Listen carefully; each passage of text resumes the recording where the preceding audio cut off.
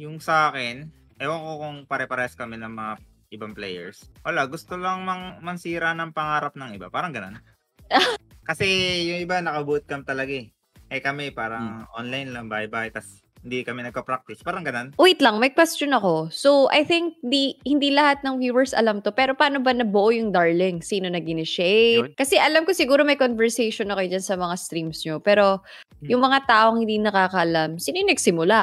Ano lang siya, group of friends, tapos ano lang, yung sa mga nakakalaro mo sa MMR, parang gano'n.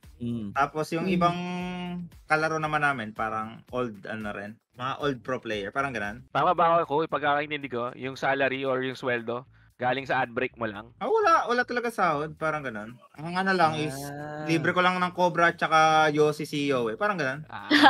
Hindi, paano pag nung nag-kick kayo, nagpalit kayo? Hindi, wala kasi kaming org, parang gano'n, walang org. So, usually talaga, yung ibang player, siyempre magse-settle sila sa ano, sa may salary. Kasi siyempre Yeah. buhay naman talaga. Ang maganda kasi diyan sa team namin, kami walang pressure, pero yung ibang team kailangan nila mag-perform kasi naka-bootcamp tayo, sinasahuran tayo. May pressure na ano. Oo, sila may pressure, kami chill-chill lang. Tinalo namin mga streamer. Yun lang. Mga ganun, oo. Tabla panalo kayo eh, no? Oo. Ang maganda rin kasi sa ano, pag maganda run namin, siyempre, may isang player na magkakaroon ng ano, team, mga ganun, 2 player.